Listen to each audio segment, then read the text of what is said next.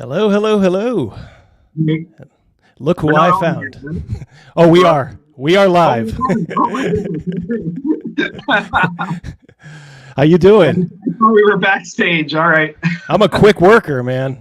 I want You are. this I can see I that. want this transition to be seamless. That was pretty seamless, I have to say.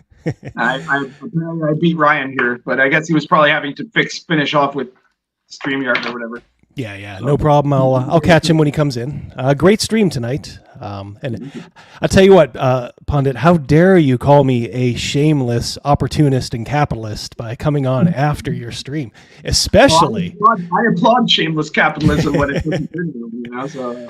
Well, you may want to pay attention to this because you may find this interesting.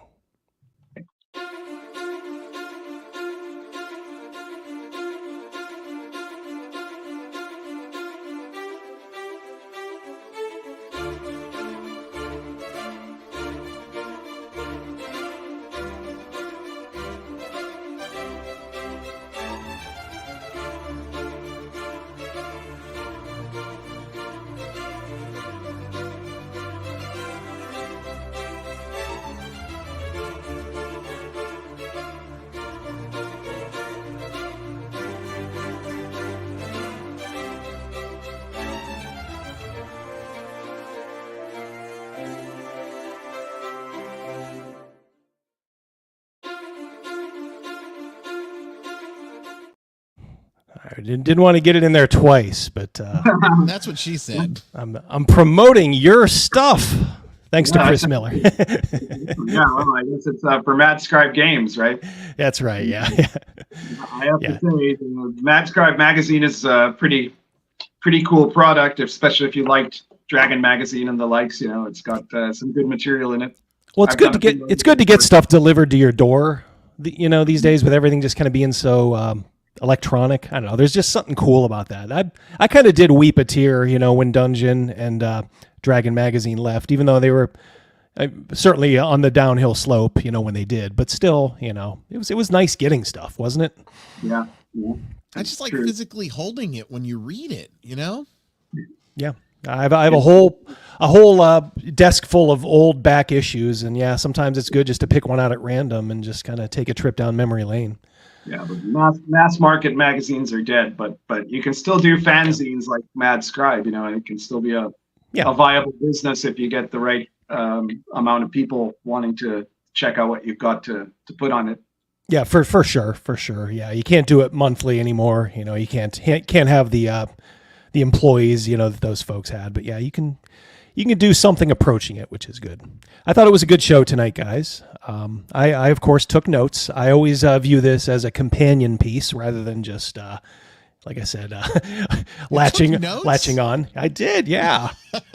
Well, one comment that Pundit made, which I thought was kind of funny, and I hadn't thought of it before. That we are the people that Lovecraft warned us about. These nouveau people playing. I hadn't thought of it like that, but when I did start to think of it, I'm like, damn, you're right. They sort of are. Well, I mean, he said, like humanity will fall into a new dark age. Like the intellectual interpretation of Lovecraft's writing is that he had realized it's very Nietzschean in some ways. He realized the horrific consequences of a post-religious modernist world, right, where God is dead. And that's the real horror to him, is the idea of a meaningless existence. And he correctly realized that what would come out of this is that there would be people struggling to try to grasp onto the notion of meaning and create some kind of a renewed center of significance for humanity, but that the impetus of the death of God, as it was, will lead eventually to people just embracing in this kind of way that by the context of somebody living in his time period would look like insanity, embracing the idea that there's nothing that's true, right? And that, Yeah. 2 + 2 can equal 5, right? And now we see people literally saying that, so that is the new dark age he warned us about. The only difference is it's not, rambling about the state of times as it was in the 20s, looking at it from Lovecraft had a really interesting and wide worldview. It's now down to the individual, right? There are not just two genders. Yeah. It has to be. As soon as you destroy the idea of there being some kind of a greater cosmic order, then what happens is that people slide into either primitivist superstition or rampant narcissism, like solipsism, the idea that you are the center of your own universe, and that's incredibly destructive. That's what I point to our favorite company. That's what Wizards wants you to be. You are the center of your own universe with your brand, with our brand in your universe. So it's uncanny how scary that is if you think about it. It's kind of weird because there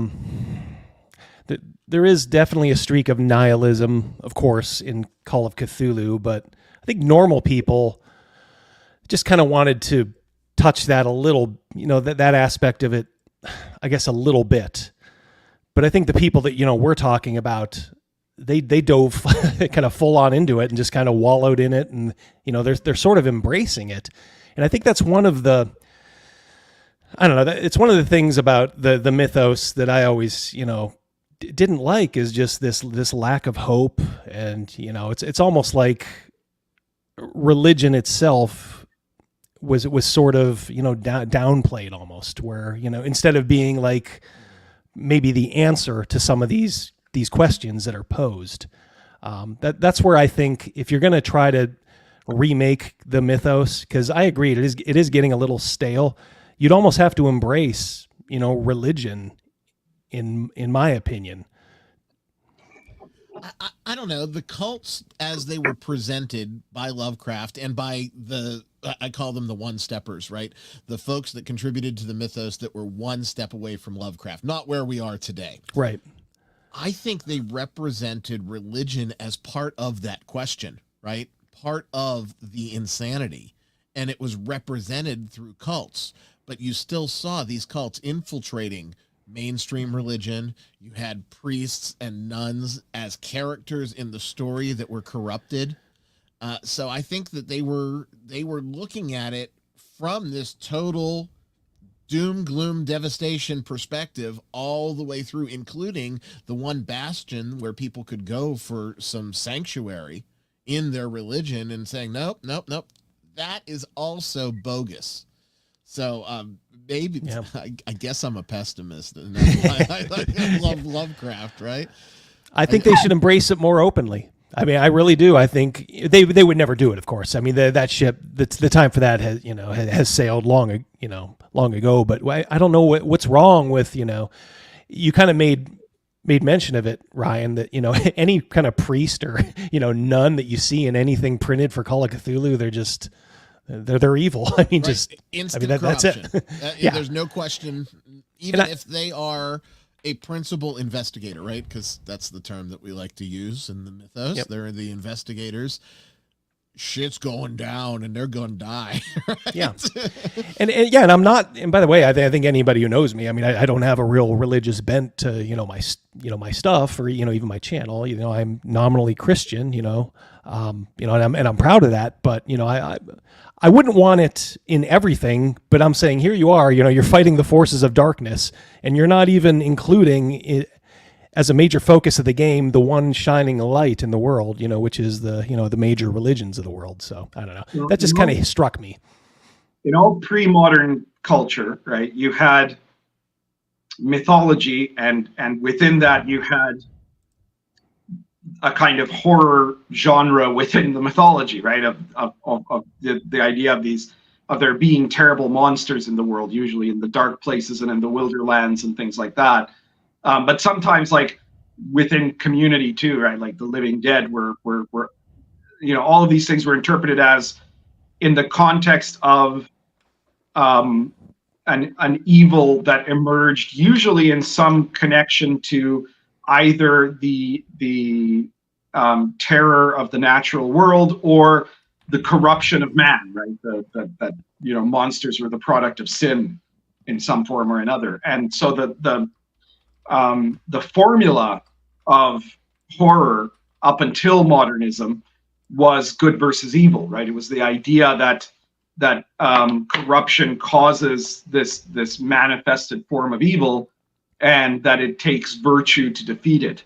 And what Lovecraft did, and the proliferation of Lovecraft in our culture has done, is that it removes that. It suggests that the horrible things are just what is the norm, and that there isn't actually any way to stop it, really, right? That this is actually the only thing that exists that is actually real, And a little of that is good, but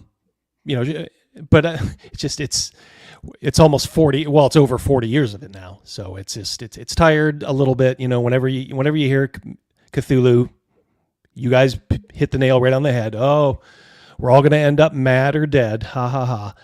It's over as sort of a taking it seriously. It's kind of like what the Austin Powers movies did to the traditional James Bond story. Once Dr. Evil showed up, you couldn't have a world spanning like Spectre or anything like that anymore, because it just it had its run 30 years and it's done. Same with the Mythos. Well, I know. Klaus Schwab is doing the best job he can of being he's got the costumes and everything. So.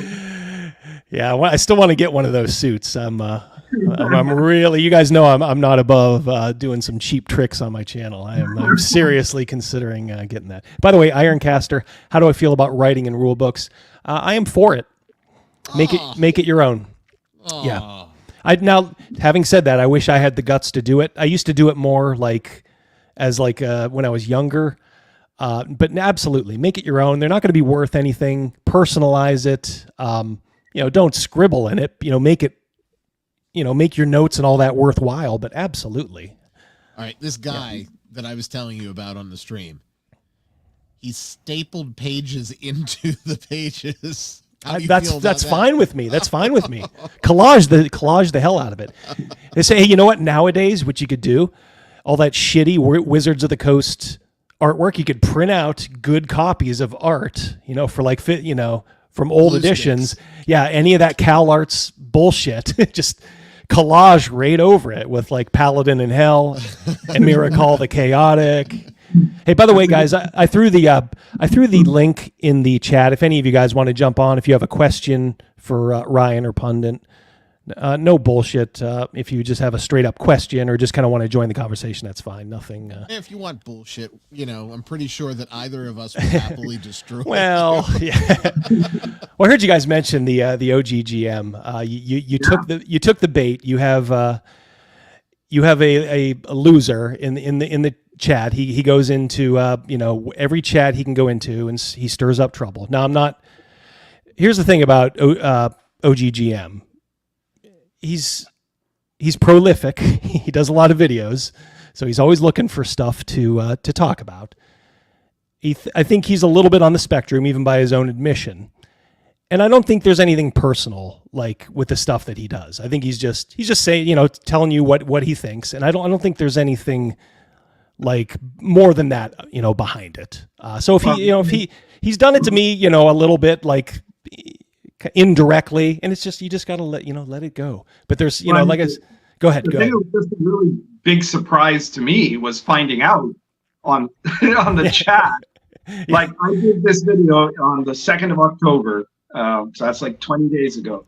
It's nothing. It's not. When did the wussing of D&D start? And now I find out only today, 20 days later, that no less than 3 channels, apparently Unscripted Unchained, Legion of Myth, and OGGM, did responses to that, but none of them chose to mention it to me or post it somewhere where I would see that they had done this, right? Which is really funny when you think about it. Were they scared of how I would react or something? I don't know.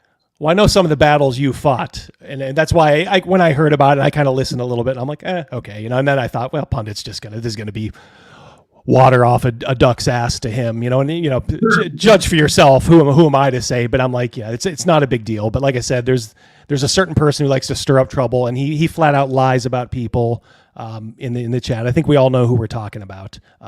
So yeah, I would just be very cautious about trusting the stuff that he says. I'm going to see if I can find what they said. I don't know. I mean, he didn't name the specific videos or something, or whether they were on video or on a live stream somewhere. If they're on some live stream, I might have a lot of trouble finding it. But I guess I'll see what they said about it.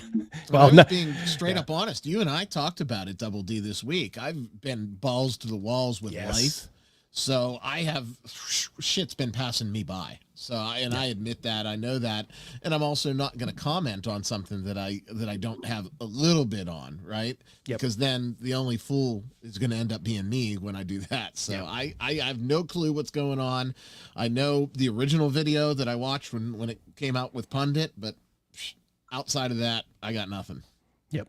Yeah. To me, it's just a big nothing burger. But just decide yourself. Like I said, it's OGGM. He does a lot of stuff. He does a lot of stuff. So because of the people who did it, I'm too concerned.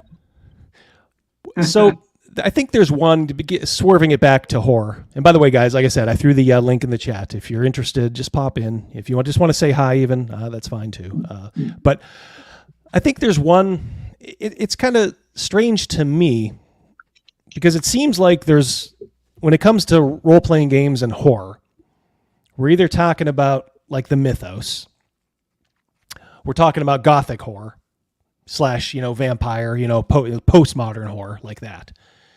And it's just kind of weird that some of the biggest tropes are not represented a lot in like mainstream RPG. And of course I'm talking about like the teenagers being hunted, the teenagers, going from hunted to hunter, of course, like a Friday the 13th or like a Freddy, Jason.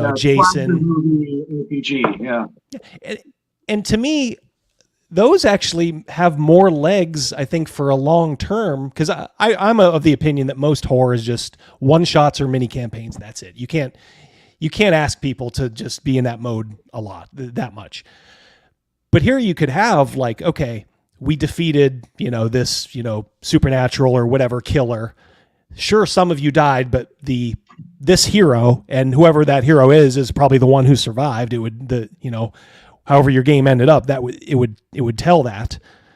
Now just a new cast forms around it the next time. So yeah, you'd have some people in and out, but you're still going up against a villain. It seems like there'd be more legs for a campaign for that kind of stuff than the traditional stuff. What do you guys think? How do you campaign that? Because I very much see this as like a 1 or a 2 shot. I don't see it stringing into a thread where I can go even 6 months. It's dependent on the villain, and the villain always coming back, or the villain's henchman. So we're not running Nightmare on Elm Street. We're running the entire film festival, Nightmare on Elm Street, right? We're going through, and each one is an option. Yeah. I don't know. I don't know how it would translate to the role-playing table. I see that much better in like a board game avenue than a role-play avenue. Okay, fair enough. Well, I seem to recall that when Stranger Things came out, there were a few RPGs, none of them OSR, I think, but certain RPGs that were made that were clearly like influenced by that. And of course, the problem there is you end up having all the tropes, whether it's the 80s tropes or the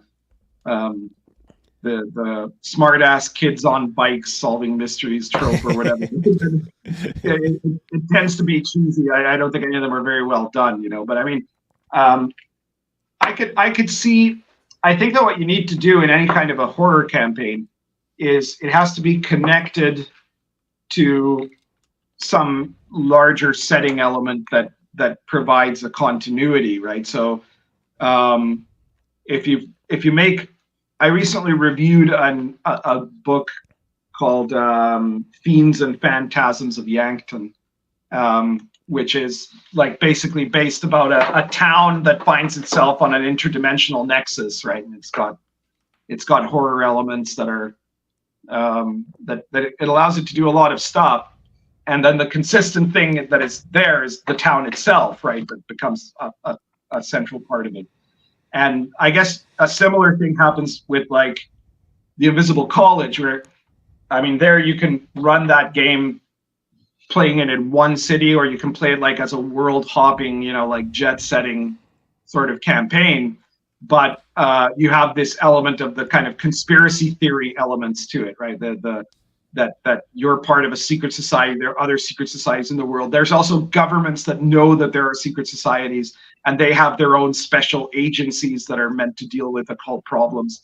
And so it becomes like a combination of the player characters, but then also this global struggle to determine the future of mankind, right? And I mean, that was one of the things that made Vampire successful. It's not a game I like, but it was, nobody can deny it was a successful product, is that they had the personal horror of vampirism, which most people just put aside because they would rather be, cool vampires with trench coats and katanas or something like that. But then they had the whole element of the masquerade, right? And these different factions and the struggles between those factions that helped make that instead of just having a game where, oh, you're all vampires and that's it, those sort of details end up being able to create the possibility for a longer term campaign to emerge, That was the big strength in Vampire too, having all of those different casts and all of those different bloodlines, because it added to, there was the core piece, or at least what should have been the core piece before the theater kiddies took it, which was the struggle for humanity. And then it was a struggle with these inhuman groups too. So when I played it, and I did enjoy it, no shame in my game, it was fascinating to see the balance between those groups and the effort that was put in developing that entire system of lore. So I see where you're going with that, Pundit, and I think that is an equal strength to the sort of where's my humanity aspect of Vampire. T-shirted historian had Mark Reinhagen on yesterday for an hour. If you guys didn't see it, pretty fascinating interview. So definitely check that out. He had some interesting things to say. Let's say hello to Ironcaster. How you doing, buddy? Not too bad. Just kind of had a little time before bed and figured, what the heck? Let's talk about RPGs a little more before the next week starts. Yeah. So what was your impression of tonight's Inappropriate Characters, horror in general? Do you have any lingering comments, questions, something you want to get off your chest? So I was only able to kind of catch sort of the tail end of things, like just before Venger went off for bed.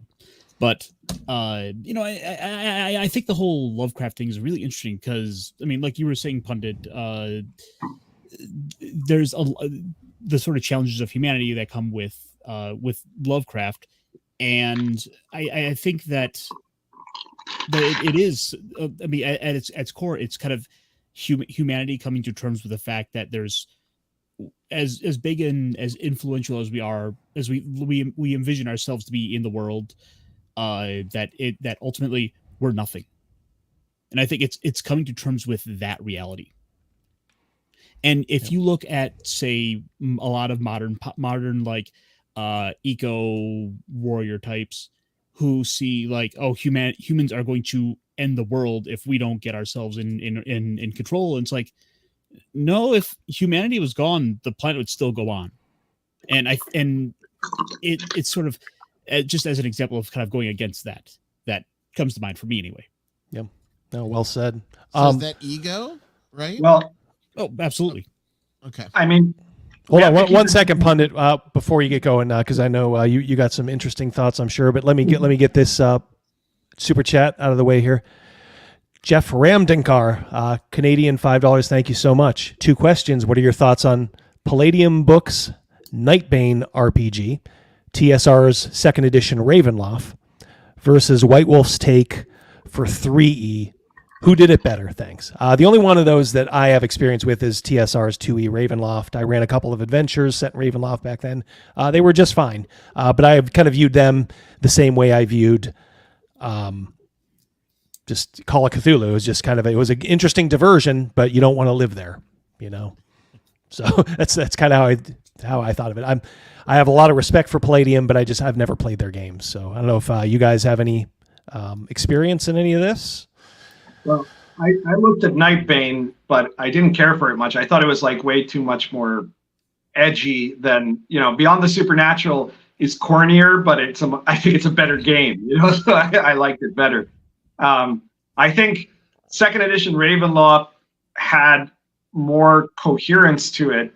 There were some things that were kind of problematic in that they were, that they then had to associate Ravenloft with this whole, you know, multiverse of, you know, like it was at that time they were doing a big thing about, you know, like the different settings are all they're all connected to each other in this bigger scale, and so you could, you know, you had Lord Soth came into there, and you know, you had stuff from the Forgotten Realms in there, and because they wanted to tie it all in together to get people to buy more products.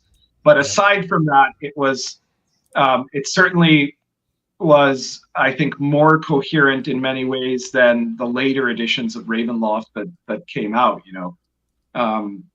So yeah, I think that was probably the best of those three in the question. Ironcaster or Ryan, anything to add to that? I played a Palladium game at a Big Geek Con one time. That's about as far as I go with their properties. Yep. And I have not played it. I'm very much dovetailing with where you're at with 2E Ravenloft, but I want to put, I guess, an exclamation point on this. I think Ravenloft as a property ceased to be a living entity with the third edition entry, which was not good. The third edition entry for Ravenloft was poor, and it just took that section of the IP with it. And, you know, it's funny. I have this next to me because, did I tell you guys the story of my flood where I lost all my first edition stuff? I recall this. 13 years ago, post-divorce, living in an apartment, didn't want the D&D books on the shelf for the ladies. I put them all in a box except for the stuff that was being currently played, which stayed in a drawer. And down to the basement it went. Well, the remnants of a hurricane came through, and I was on a hill, but the entire storm and sewage system backed up, and I had about 1.5 feet of water, and it took out all of my original 1 and 2E stuff. So I finally got my collection back through reprints, right? But for me, that second edition Ravenloft was the final version of Ravenloft because it fundamentally, and I don't know if this is going to convey well, but for me, the feeling that was Ravenloft did not exist in the third edition and beyond. So now, could that be because like they passed the license off to White Wolf? That it wasn't it wasn't within the same company culture working on it, the same because people there was working still on it? crossover with developers, right? At that time, you had people that were ping-ponging back and forth with early Wizards across. You know, their format was all messed up because they came out with their core setting book, and in the setting book they didn't include the Dark Lords. I mean, that right away is a huge error. You know, like it was. And they did it so you'd buy another book, right? And that was just suddenly like if you give the setting book and then you don't say who's the Dark Lord of each realm, you know, like that suddenly disconnects the whole thing from the very purpose of the setting, you know. It's like releasing Spelljammer and not telling you how to fly a ship. Oh, yeah, exactly, wait, we did that. Yeah, I thought third edition Ravenloft was bad. Of course, compared to 5th edition Ravenloft, it's a fucking masterpiece, right? I've not even looked at 5th edition Ravenloft. Is a complete. I heard something about Planescape that in Planescape there was. Now I just read some of the reviews. Of course, I'm not going to buy that garbage, but there's a baseball game with angels and devils. Is this true? Oh. Planescape. Now, Oh my God. Planescape always was tongue in cheek and a little haha, but there was still a serious setting underneath.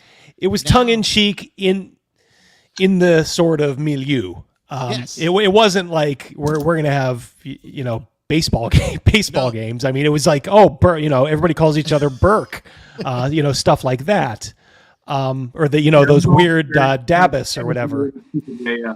But the difference is the humor from the creators has now changed, because we went from more subtle, more tongue-in-cheek, almost Monty Python-esque humor to now what I call the Sparkle Troll humor, which is, oh my God, that's so weird. Ha ha ha ha. LOL, Oh so my God, random. that's so, oh, ha, ha, ha, ha, ha. We gotta make sure we get in our jabs at the people we see as ideological enemies. Yeah, for sure. Yeah, good Lord. $5 super chat from Eric, my friend Eric C. Thank you so much, Eric. Since it is Halloween, another flood horror story. A friend lost black lotuses, moxes, dual lands, etc. to a flood. I think those are magic cards, right? That's Black like Lotus, isn't that like the card? That's the card. Power 9. This is tens of thousands of dollars of damage. Yeah, that's like 12, 15K. That's crazy. Not so. But I was saying in answer to what Ironcaster Yeah. asked there, or what he commented. So, in the, again, if you're looking at pre-modern cultures, one of the things that are very clear in the mythology of pre-modern cultures is that it's also true there that we individually, we're specks, right? We're not, we are but mortals, and they're and not of importance. But what gives the sense of purpose is that we are part of something greater than ourselves, right? So the villains in mythological stories tend to be people that exhibit narcissism. They show only an interest in themselves. Like Mordred, right, in the Arthurian saga. And there are other examples in the like the Mahabharata, in India, right? So it's cross cultural. But the kind of antidote to that experience of nihilism in the pre-modern culture is that there are these other things, right? There's that you are part of a cosmos that has order and has meaning, that you that you matter to God in certain contexts of depending on culture, right? That you are part of a history or a tradition or a lineage, right? You're of the royal blood, a hero of the royal blood, or that you are a champion of your nation, that you have a family loyalty, and you have a duty to the future of those who will come after you in some way, right? And all of those things are what are meant to. And like this is all just, again, this is a mythology acting as an accumulation of evolutionary wisdom over the course of human development, right? That we start to realize, okay, these are the important things for society to work, and also for us as human beings to be, capable and functional human beings, is that we understand these things, right? And that this is wisdom accumulated in the form of stories. And that's what modernism started to break up, and that then completely falls apart in postmodernism, which is why, now we have the largest pandemic in the world is narcissism. Like that's become For sure. Oh, for sure. Of our civilizational collapse. Yeah. Well, I would say narcissism and nihilism. Yeah. is Yeah. what it But they seems go like. hand in hand, right? Because the reaction to a nihilistic universe is that you either go nuts or you create some kind of a force of meaning to try to resist the darkness, or you embrace that nihilism and become a solipsist. You believe that you are the only thing that matters in the entire universe, right? Which is in a way a kind of an attempt to assume the role of God. Oh, we've been told since I was a kid, be an individualist, break out of the mold, don't be a conformist. Well, this is what this world right now that we're living in is what happens when everyone is an individualist. And, that's why we have companies bending to the will of maybe 100 lunatics on Twitter. Do you like this world? That's all I'll ask. Is this the world you want to live in? And more that in itself is a distortion of individualism, and it's not actually individualist at all, right? Because if you look at all these individual snowflakes, as Ryan might put it, right? They are actually all the same, right? They all behave in the same way. They all are just complete slaves to trends, and that's because they imagine themselves to be rebels, right? Like, I don't remember if it was Babylon Bee or Ryan Long or who said it, right? But there's like this thing about a guy who, like, I think it was a Babylon Bee headline, right? Yeah. Guy who listens to everything that the media tells him and follows everything that corporations want him to do, thinks he's part of the resistance. Yeah, I just saw that. Yeah, it's a good one. People are, right? And it's because the individualism is not actually about like pretending to say no to stuff, right? Individualism is saying yes to your own to the manifestation of your own nature in your own life, in a way that allows you to be a maximal contributor to your society within the limits of your abilities, within that compass of your attainment. So that's the key to it, right? Like that it's like people think being an individualist means trying to break free from the crowd, and usually you can only, unless you're actually a real individualist, you don't do that, right? You just end up following a counterculture, which is itself subsumed into the general culture as a place to contain those useful idiots. Sometimes I wonder what the counterculture even is anymore. I mean, are we the counterculture, the ones fighting back against it, or are we just reacting? No, we are now the counterculture. They've been able to successfully, and good for them, I guess, right? They were able to flip the script. But sometimes I wonder, is the counterculture just people who don't pay any attention and just are doing their job? I mean, I'm not advocating for that. I think you do need to fight. Obviously, that's why I started my channel in some respects.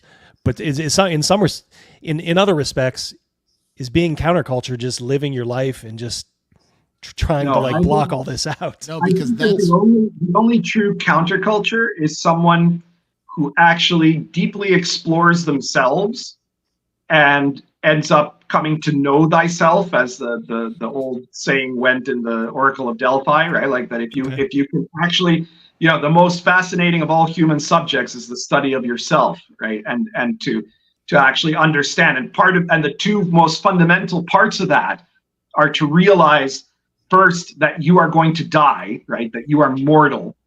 And second, that you are a ridiculous entity that is full of flaws, right? And people who get those two are on the path to wisdom, because out of that comes what they used to call the fear of God, right? And then you start to understand you can't, if you're just satisfying your own urges, like the people that misunderstand that Crowley quote of "do what thou wilt shall be the whole of the law," and think that just means do whatever the fuck you like, right?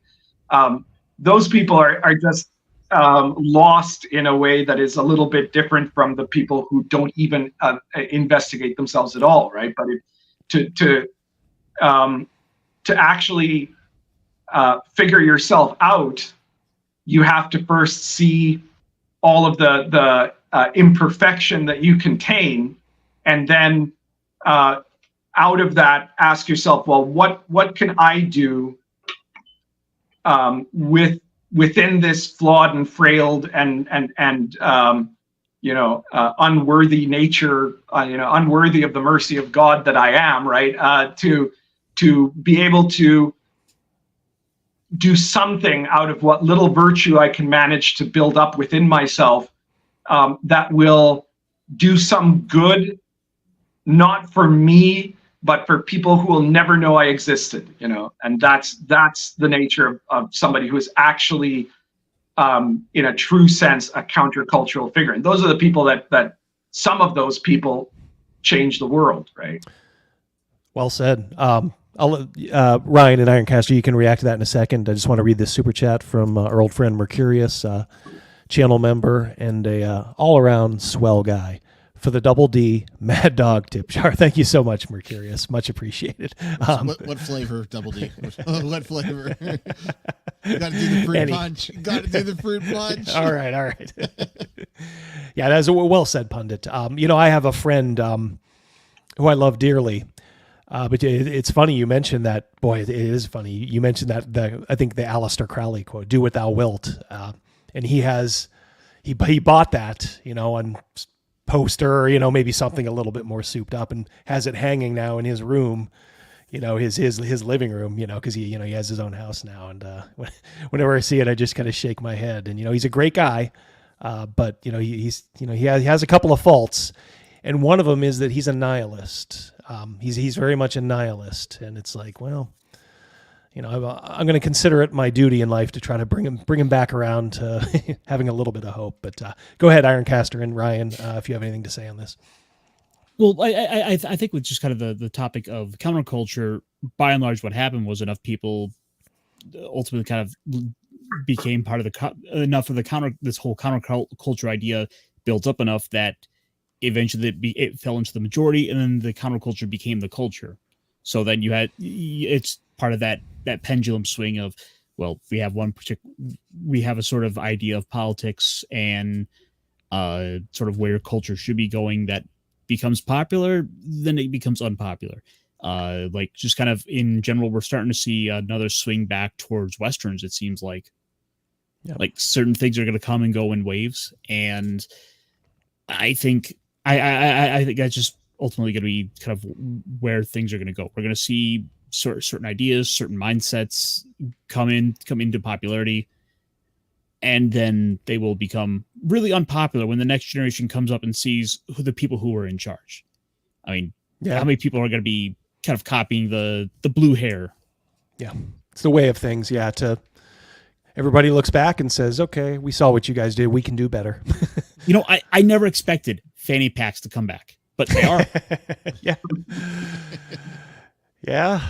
I'm looking around too. I'm like, when did these things crawl up out of the grave? I got enough of those in '94 that I could have made a fortune today. Well, maybe Beanie Babies will make a return. My mom will get her money back.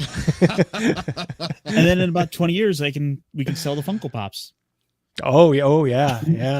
we live in a corporate society, so by definition, nothing that's corporately sponsored can possibly be counterculture. As soon as it gets subsumed by the corporate society, then it's no longer countercultural. Yeah, Funko Pops are the biggest corporate gag reel because they're never going to have value. I hate to tell you that, Caster, but look, the majority of those I have were like given as gifts. I'm like, thanks. I'll put this here on a shelf where I assure you, I didn't throw it away. It'll come back to my house. I'm gonna get this out of the house.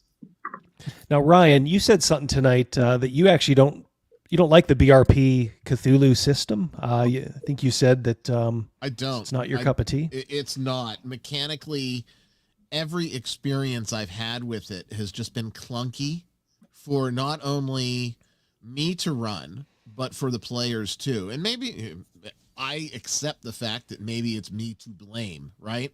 But I have also talked to members of my gaming group and folks outside of the gaming group.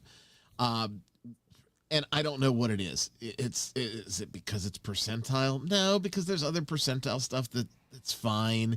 Is it because there's layer upon layer upon layer upon layer upon layer of unnecessary rule mechanics? I think that's probably where it is.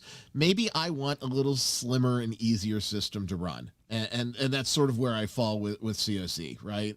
Don't love it. Will I still play it? Of course. I'm not going to run it again because my experience was such that I didn't like it. That's what originally pushed me to discover Chill in the 90s, was I needed something to scratch that itch that wasn't that system. And I don't know, man. I played Palladium RPGs for years and years. So in comparison, Chaosium system is like Mozart in elegance, like. Well, the thing I like about it, and I guess I would respectfully disagree with you. I don't think it's terribly complex, only because those percentages are so easy for the average person to just, I have 25% in my, fire combat. Well, I know about roughly how good I am. I'm going to hit my target, one time out of 4. Right, but what does that mean in the scope of the game, in the scope of an enemy, in the scope of your character? I think it's more than I'm going to hit them once out of 4 times, right? I don't know.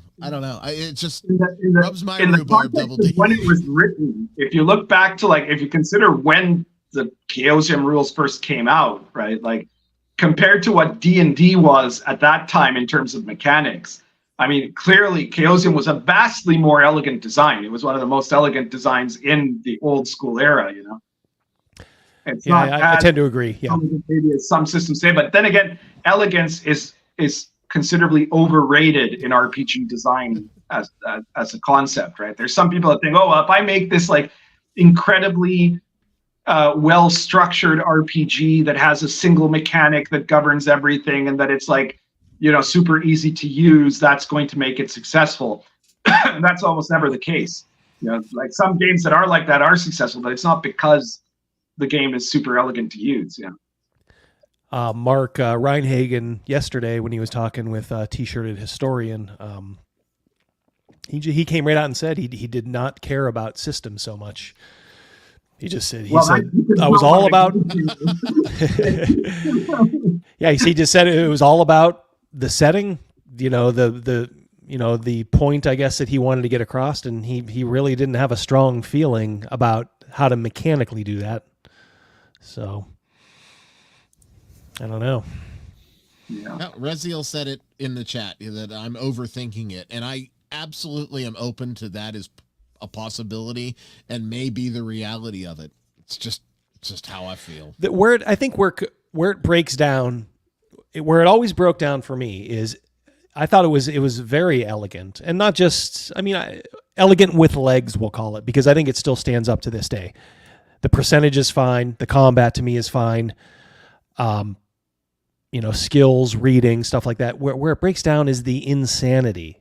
Oh, this is indefinite insanity. Oh, this is this kind of insanity. Oh, well, you have to roll here and then against it. It's like that part of the game is a little bit more complex, especially when I'm running a one shot. Well, I'd say with a one shot, it's like, these are your sanity points. When you hit 0, you're insane. Yeah, you're insane, because it's usually just a one shot, like I'm going to have this Friday, so we don't have to worry about it. But if I was playing something with a little bit more meat, that always kind of bugged me. And okay, what kind of insanity? And then you got to look up the phobias, which is fun, of course, but still. One of the reasons why in Invisible College I used a totally different set of mechanics for mental trauma rather than the sanity points of Cthulhu. At one point I thought, well, I could just be really lazy and do that, right? Because everybody would know exactly what that is. But I realized it wasn't it's not a very good system, especially for what I wanted it to reflect, Fair enough. Because it's there's also this element of randomness to the design, right? Oh, so you've lost this number of sanity points, so now you have a phobia of spiders, even though spiders had nothing to do with it, right? Something like that. It's completely random shit that comes popping out there, Now, when you guys run like a horror game, and I don't know if you've run any lately, I just did a video on just kind of sharing some of my thoughts. And one of the things I like to do is more so than in like your typical our weekly game, where a certain amount of joking and all that is fine. We're just there to have fun. I do believe that mood is so key in doing this. Otherwise, it's a waste of time. It really is. So I'm kind of strict with the cell phones. Guys. Let's not even look at them. Let's keep the jibber jabber. You can't stamp it out completely. You don't want to make it a concentration. What.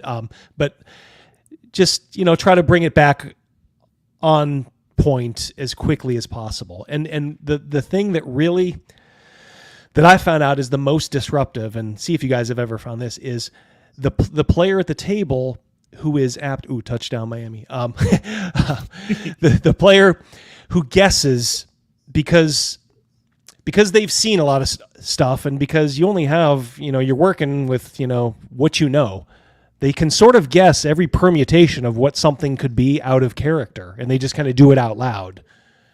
Eventually, they're going to guess something close to maybe, what's in store for them, So I try to discourage that. I'd almost say, if you want to do that and want to guess out of character, don't write it down, fold it up, give it to me after, and if you were right, I'll read it, I'll pat you on the back, I'll say thank you for not ruining it for, maybe the other people who just want to turn their brain off for a little bit and enjoy a good horror game.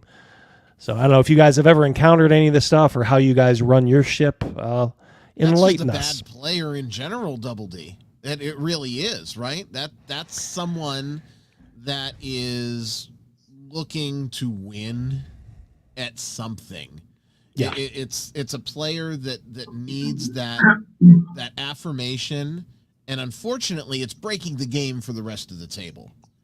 And so, I don't know that that's specific to horror, but I can see how it would be more prominent in horror. Well, it's more damaging in horror. It's more damaging. It'll. That's an end. That's a stop. We're not going to continue with you or with this. And I might have a harder line than most. And, with a horror game in general, you have to very carefully select your table too, because there's a lot of suspension of disbelief to begin with that you have to have. On a fantasy level, yes, we're still fighting dragons and we have these mythical creatures, but it's so different versus a horror game where a lot of times you're putting yourself in a situation that parallels life. That's not a gross, dramatic exaggeration that you would get in a fantasy game. So you have to have the right group and the right mindset put in. Vet your tables, gatekeeping is good. For sure. Before Ironcaster, you can throw in here, but I just want to say hi to Greg, telling us that the first proof of the Dragon Slayer RPG should be here within a week. How you doing, Greg? Good to see you, buddy. Congratulations on a successful Kickstarter, and we are all very much looking forward to Dragon Slayer. Yeah. Go ahead, Ironcaster. Do you have anything to add? Well, I think that trying to nail horror with RPGs can be tricky because for sure so much of it isn't. We take so much of this from movies as sort of the primary medium that conveys horror, and so much of horror has tied in comedy to it. Look at films like The Evil Dead. There's always like something kind of make fun of with them, and even in those, it can be difficult at times to get people hooked into the horror. And I think you gotta come up with you gotta find the right system with the right mechanics to be able to convey that, because I don't know if sanity points is probably the easiest or if necessarily the best way to go about bringing in fear or having to do fear checks when having a system where you have players with inherently low health can already is doing a lot of the effort to build in the horror terror, because if something grabs a hold of you, you're dead. So like I said, I think it's tricky. It always is. That's why, honestly, I do it once a year. it's the Friday before Halloween. It's our annual game. Everyone looks forward to it, and I'll pick.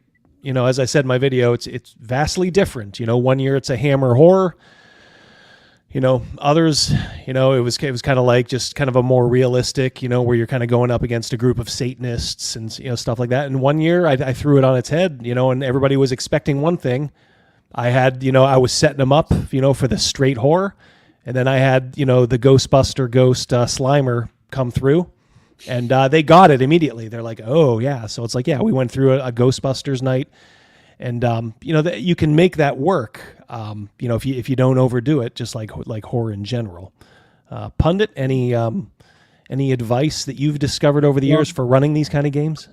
So I get what you're saying. I don't tend to do a lot of one shots at all. Only very occasionally, maybe if I'm invited to a con or something, but. What I do is at this time of year, every year I usually, at least one of the campaigns I'm running 4 right now, ends up having a a session that ends up being kind of Halloween themed. To this time, it was just yesterday in our Sword and Caravan game, which I talked about in the Inappropriate Characters. And I kind of get what you're saying. I understand your argument in this. And I know that there's some people that go like all out on trying to create the mood or atmosphere that you think will be conducive to the players getting into it. You know, people who turn off the lights and turn on candles and stuff like that, right? Yeah. But I have to say, I've never done any of that. I do agree very much with Ryan that you have to have the right group, right? And so there's some people, you know, if you've got a guy who's just like, you know, he's only into combat, you know, he wants to play a D&D fighter, and that's not the game you're running. You don't want him in that type of session, right? But for me, like, the place where you can actually really effectively get people is at the level of immersion in their characters. So if you create a setup where they're like, you know, this is easier obviously if you're doing a horror themed session in an ongoing campaign, but you can also figure out ways to do that by creating, you know, elements of mundane interaction or things like that in the game, you know, early on, so the characters, you know, they get some sense of their identity as a character, and you at least have some level of immersion. And then, you know, and all of the tricks I do, like, I don't turn off the lights, I don't, you know, tell people to shut off their cell phones, right? I just get them into their characters, and then, you know, you create the shocks or the moments of impression or things like that in the game itself, because I think that's where it works, right? And so if they're, you know, if suddenly everything is going well and then suddenly something, you know, explodes, everything goes all to shit, you know, that's where the player characters start freaking out, right? And so suddenly you've dropped half the party, and, you know, some other guys run off screaming because he's lost a saving throw, and the rest of them are trying to decide whether they try to save the wounded or run for their lives or things like that. And if they can get into that moment in the actual role play, that's where you're going to have the really memorable sessions, I think. Do you guys pull? I think I kind of know where at least maybe Pundit will come down. I'm much more of a visual person, you know, and I'm on record. I think as much as I love H.P. Lovecraft and I respect his writing, I don't particularly like his writing. I think it's very, very long-winded, needlessly so at times. I think whenever I'm done reading a Lovecraft story, I'm like, man, this is a great idea for a story. Somebody should write a story about this. But I am much more of a visual person, so I would tend to draw more, in my experience, from movies, you know, or TV movies or something like that. That's just the way my brain works. Do you guys pull more from like literature or from, you know, stuff that you see, you know, or you've seen over the years in TV and movies? Well, I wouldn't say that I don't ever borrow ideas from TV and movies, because I mean, I certainly have watched a lot of TV and movies over the years. But, you know, what I tend to draw from ends up being mostly from, you know, mythology and history, because I think, again, that's some of the most interesting stuff. Everything that gets to us by TV and movies has in some way or another been watered down a little bit compared to the like the really old timey sources, which are like, you know, like if you look at Basque mythology of monsters or Slavic mythology of monsters, or some of the stuff that you see in like Southeast Asia or India or China, they're just so much more weird and bizarre and creepy in ways that we're not used to. That, you know, like, because if you bring out, you know, if you've got like, I don't know, Freddy Krueger or something, everybody's going to get the reference immediately. And that has a certain value, but it also reduces some of the surprise, right? And some of the element of the unexpected. Same thing if like what you pull off is some kind of, you know, tentacle monster out of like the cheaper end of the Cthulhu mythos, right? But if you have like something that is, you know, like out of these like more obscure sources, there's a very good chance that your players have never run into something like that. And then that's where the real shock comes in. You really got to get into the Lovecraft and like make people afraid of air conditioners. For sure. Anything to add, Ironcaster? Do you draw from one or the other more, or do you play it down the middle? A little down the middle. I'm kind of just in all the different stuff I'm going through right now. I'm pulling from, bits of anime, bits of some comics I'm reading, going to some other RPG source books. I'm just kind of anything I can get my hands on that I'm going through. I find ideas I like. I'm kind of putting it down on my little notebook. So Look at that. good. That's not a Like to creepy see that. notebook at all. I wanted something I could take I wanted something I could like. I could take the pages out. I could rearrange them just because, like, a little bit of that OCD. Like, I got to make sure I have things organized the way that makes sense for me. He goes around like Kurt Russell in Death Proof. I'm gonna put you in my book. What about you, Ryan? I am an equal opportunity thief. I pull from just about anything that fits, right? And if I'm going in one direction and film has that inspiration, I am perfectly willing to sit down and invest some time and watch the film and get the inspiration versus a comic book versus actual history. And usually one leads into the other, right? Because I started with film, and I talked about this on IC tonight with the Japanese ghosts, right? I started in film, and I originally got the inspiration because, it's Halloween month. We're watching horror movies all the time. I was watching Ju-On, and I said, oh, well, what kind of ghost was she? And I went and looked that up. And then I took where I was the next day in my mind and said, well, I'm going to pop this into whatever. And then it led me down the path to look, okay, well, this is the history of these ghosts. And oh, look, there's a whole pantheon of Japanese murder ghosts. I love it.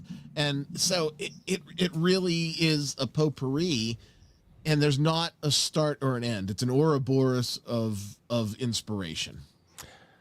I don't particularly care for Matt Colville very much for obvious reasons, but I do remember him saying one time that sometimes your quote unquote genius as a DM is based on how obscure the stuff that you're stealing from is. In other words, do your players know what you're stealing from? So I did have to give him credit for that. Yeah, it's you can't really argue with it, can you? Yeah, it's become something that's really bothered me. Where when I'm trying to set something up, I like, a part of me is like, I'm afraid, like, I don't want players to know, like, I'm just stealing like this obscure character from Dr. Seuss, of all things. Yep. Just get Stitches. Just reskin it though, just make a couple subtle changes. Pretend like you're going to face a copyright suit. Make it like the new Star Trek. It's got to be 10% different, or Similar, whatever. but legally distinct. Yes, there you go. Yeah, that's the lawyer in Ryan. Yeah, saving you. Yeah, but yeah, there is something to that. So I've gleefully stolen from.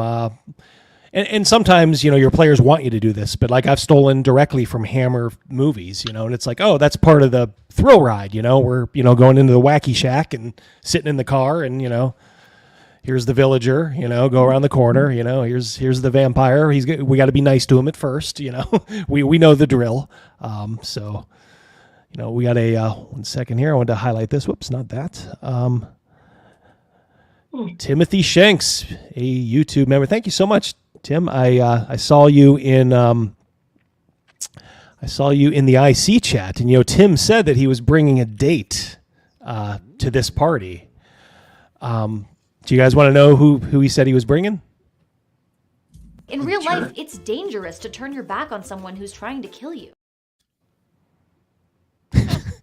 Con 7.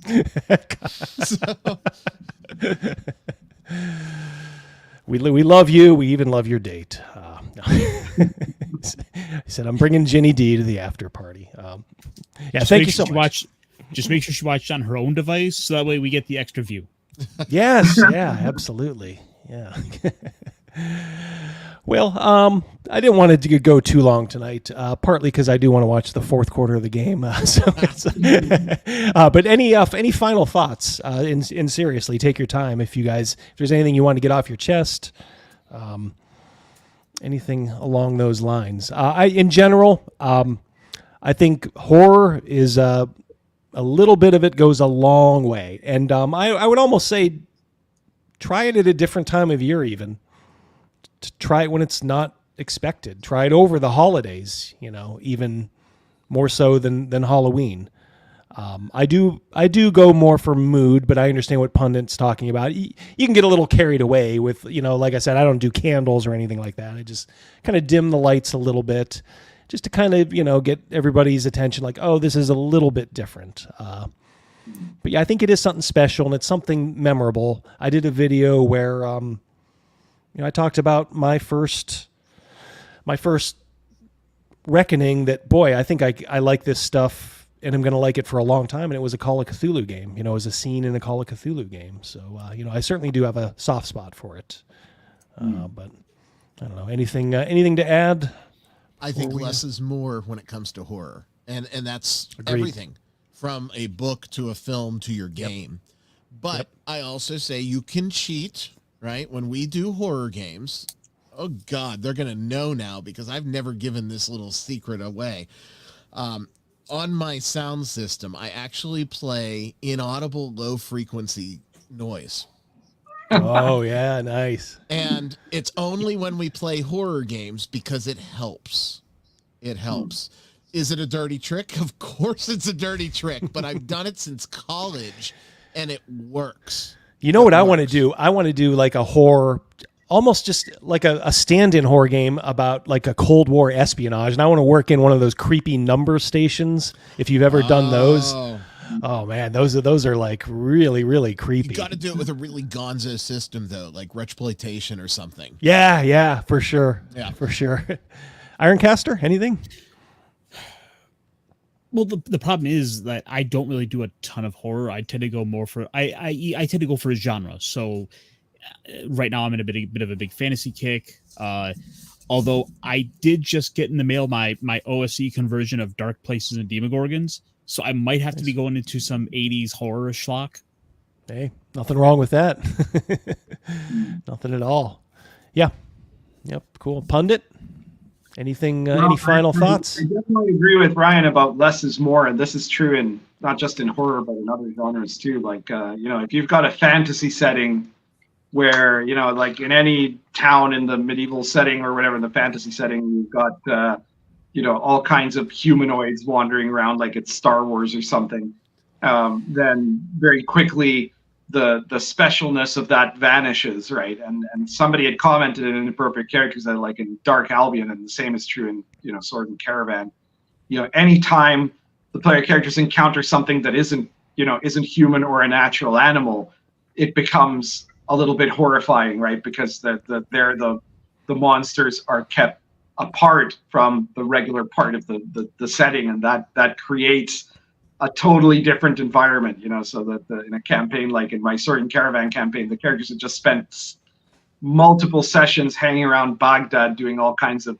you know, they were doing heists. They were at one point they were working for the Sharia courts. They were one of them was becoming an associate of the House of Wisdom, the great library in Baghdad, and you know, they were trying to make money and all this sort of stuff. And they, you know, they got some cool fights in there with some like street gangs in the Kark and stuff like that. But you know, it was all human stuff. And now they've left Baghdad and they're crossing the Taurus Mountains, and now they've suddenly gotten into places where there's weird supernatural creatures again, and it brings back that whole total shock of facing these things that aren't human because they're not around all the time in the campaign. And I think that that's a key for making more interesting fantasy, and it's a very similar sort of thing to do with horror, right? That if you're running a horror campaign where there's like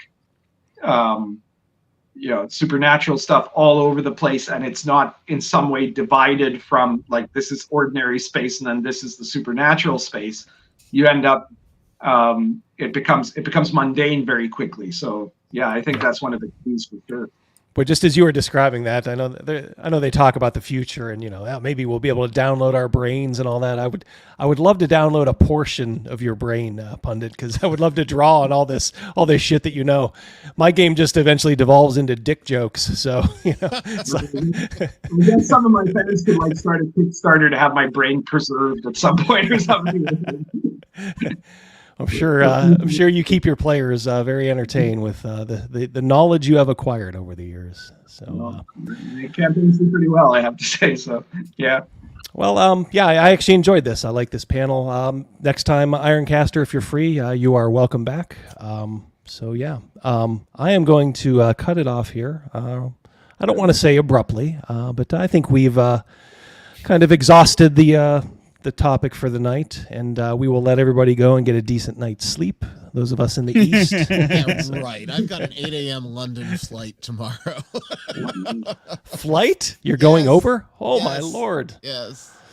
Well, we Well, will his definitely let arm's you go. tired. Yeah, yeah. Well, you can sleep. You can sleep on that plane. That's I a can. that's a I can. nice. Yeah, take some pills with you, and it'll be nighty night. Yep. Yeah, Say well, hi.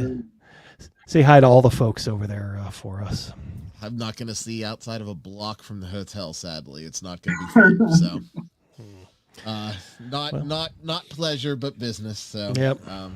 We've all been there. Yeah, we've all been there. Yep. All right, guys. Chat, thank you so much. Thanks for all you guys for showing up. Pretty much most of you looks like you came over. That was great to see. Thanks for the super chats. Thanks, Tim, for joining the channel. Love you guys all. And we will talk to you guys. We'll see my guys on Wednesday. We'll see you guys next month for Inappropriate Characters, and then God willing, right afterward. Unless the Hollywood writers go on strike, then solidarity. So, all right, guys. And I'm going to take off, guys, right now because, like I said, I'm going to watch the rest of the game. So, peace. Take care. Love you all. Bye.